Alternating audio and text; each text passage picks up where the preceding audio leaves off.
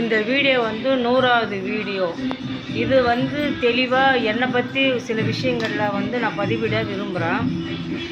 நான் ஏன் முதிர்ச்சி பெற்ற மாதிரியே முடிஞ்சிட்ட மாதிரியே நான் பேசிக்கிட்டு இருக்கிறேன் அப்படிங்கிறது எனக்கு கிடைச்ச அனுபவம்.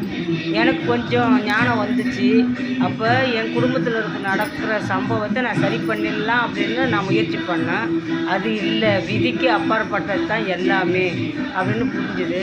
அப்புறம் இன்னும் கொஞ்சம் அறிவாற்றல் வரவும், இது நம்ம கையில் ஒன்றும் இல்லை, நமக்கே இன்னும் கொஞ்சம் கற்றல் வேணும் அப்படின்ற மாதிரி தான் எனக்கு புரிதல் ஏற்பட்டுது.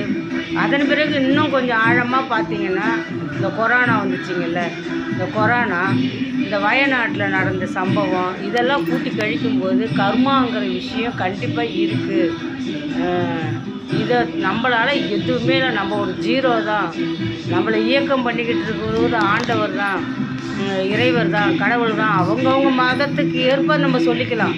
ஆனால் ஏதோ ஒரு இறைசக்தி நம்மளை, இந்த பிரபஞ்சம் நம்மளை வழி நடத்திக்கிட்டு இருக்குது. அதில் எந்த ஒரு கருத்து வேறுபாடே கிடையாது. இறைசக்தி உண்டு. நம்ம பிறப்புங்கிறது அறுக்கப்பட வேண்டிய விஷயந்தான். முன் ஜென்மங்கிற விஷயம், முன் ஜென்மம் உண்மை. முன் ஜென்மத்தோட விட்ட மிச்ச சொச்ச வாழ்க்கையை தான் நம்ம கர்மாவாக திரும்ப திரும்ப பிறப்பு எடுத்துக்கிட்டே இருக்கிறோம். இந்த பிறப்பு அறுக்கப்பட வேண்டிய ஒன்று. அதனுடைய தாற்பயம்தான் என்னை இந்த ஒரு நிலையில் வந்து ஒன்றுமே இல்லை அப்படின்னு முதிர்ச்சியான ஒரு அனுபவத்தோடு நான் பேசிக்கிட்டு இருக்கிறேன். எதுவுமே இல்லை, நம்மளை மீறி இன்றைக்கி எதுவுமே இல்லை. இறைவனுடைய பார்வை பொம்மை தான் நம்ம.